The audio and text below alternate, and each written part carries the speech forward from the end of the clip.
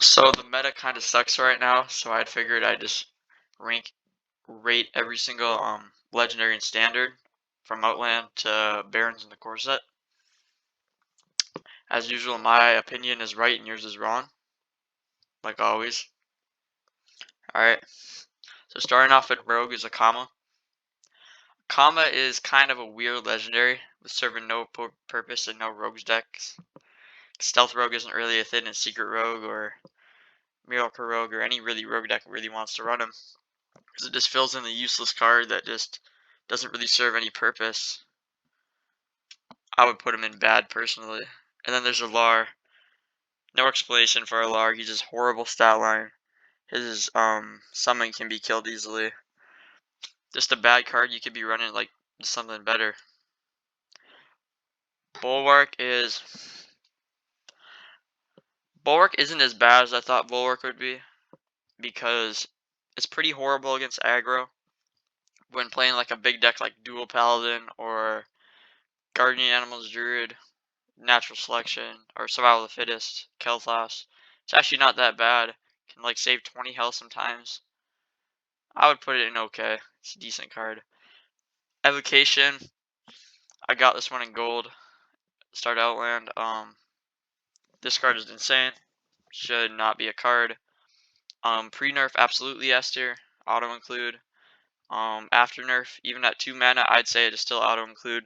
One of the best spells just ever printed for Mage. Hanar is an insane legendary.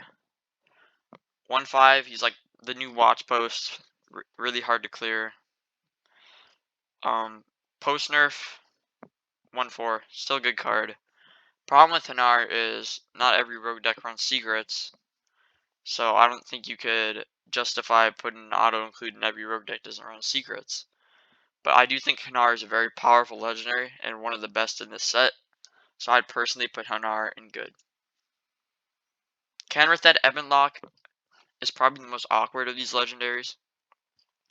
The thing with Mr. Ebonlock is he's insane in zoo decks for tempo or aggro. You can just kick it up a notch, cheat out a couple few minions like Void Lords or Void Walkers or Flame Imps, and it just completely blows your opponent away. But the problem with running him in zoo is you have an 8-cost 7/6, which is inherently slow for a zoo deck, and you definitely do not want that. What ends up happening is you'll have awkward draw in the late game and stuff. Or even worse, you'll just summon like a Spirit Jailer or something, and that is horrible value. So yeah, you can also play him in Big Warlock and summon something bigger like the new Dreadlords, the enhanced Dreadlords. In Wild, you can use them to with the Prime. Prime can resummon Dreadlords and Void Callers, which can be good. So I'd put him in good. It's just he's a little awkward sometimes. In both lists, in fact. For Kargath Bladefist, I'd say he is one of the most consistent primes, and I've seen him in almost every warrior deck, with the exception of some Rush warrior decks. Gets played in Silas OTK, in Wild, even before the rotation too. He gets played in Control, he gets played in some Rush variants. And his prime is always good, it's super consistent, like, you just have to auto-include him in almost every warrior deck. Kayn Sun Fury, very powerful charged minion with absurd effect that can ignore taunt. I remember when he was revealed in the video, people were going crazy and saying this card was busted, needs to be nerfed. He was nerfed by 1 health. It doesn't really make a difference. Maybe in more mid-range Demon Hunter, but just an auto-include. Except maybe in some more expensive Demon Hunter lists. Doesn't get played in Lifesteal OTK, but that's fine. Kel'Thas, the very insane legendary, had to get nerfed twice. Still think it's a good card. He was responsible for the beginning of Outland before Outland released, because he came out before, just like Vol'jin and Vargoth and all those other legendaries. I would say that he is still, it's not quite an auto-include, because there are some Druid decks, like Celestial Alignment, that aren't going to run him. Or are a menagerie, but he is still a very good legendary and very powerful. And yeah, Old Sunstrider was just nuts. Caladan, plot twist is gone, so Caladan is way less flexible and easy to activate. But just the fact you can get a Twisted Nether for 6 mana and leave behind a small body, it's pretty insane. I think that his awkwardness can only be run in some decks. When Shuffle Rollock maybe comes back, when Caladan's in meta, maybe I could cheat something, but right now he's okay.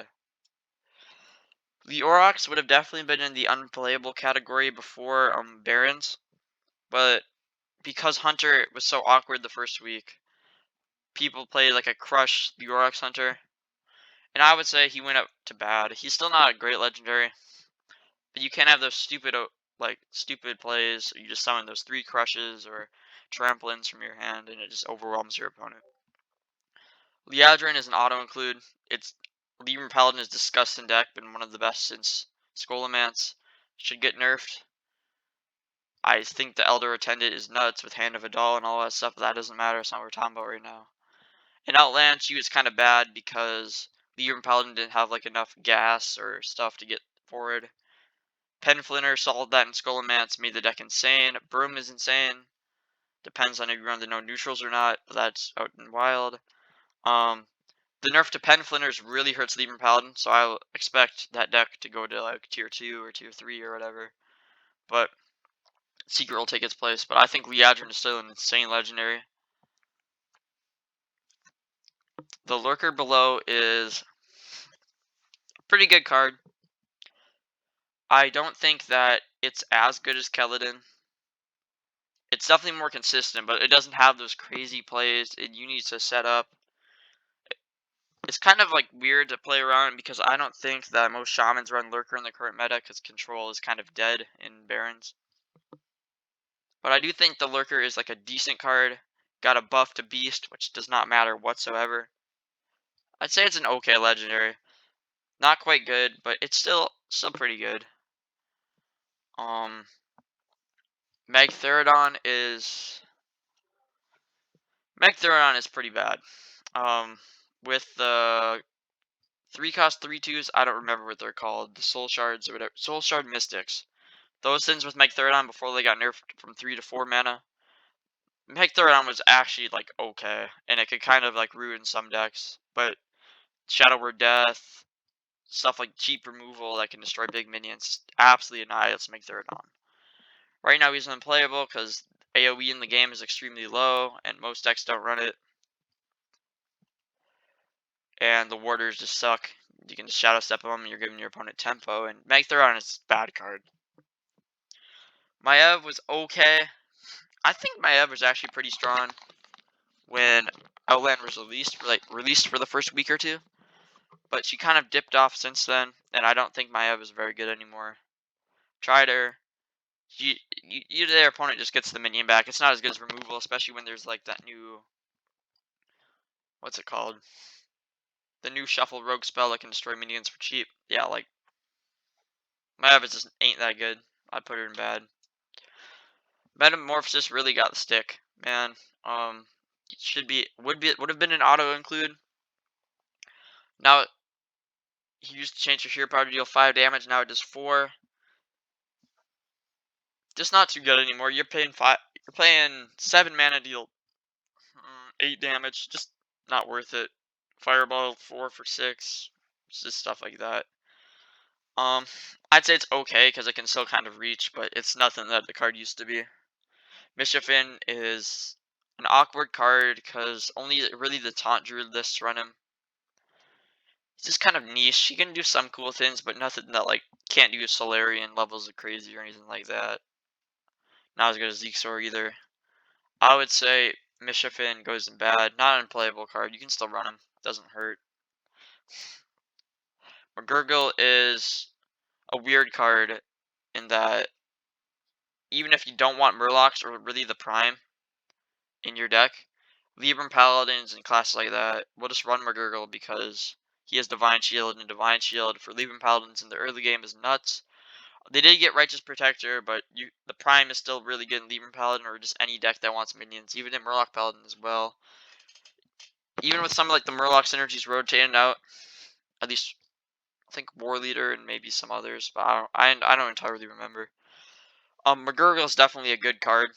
Not as good as like one. It's probably like top 5 prime, probably like top 4 prime, something like that. I don't know. He's a decent prime. Can't really go wrong with him. He's always consistent. Good body, one of the best ones. Reliquary of Souls is a really weird card because it has a really good stat line and body on the prime, but it just feels awkward when you play it. Like usually, like those control priests don't want to run like a 1-drop or anything. Like right now, the only priest deck I will play is Spell Priest because the value they can just carry on and on. It just does extremely well. And Reliquary is just a minion. And you could argue that the lifesteal is good and you can just buff it up with something, but that's what the Samuro, Apotheosis, and Zyrella are for, to kind of synergy with each other.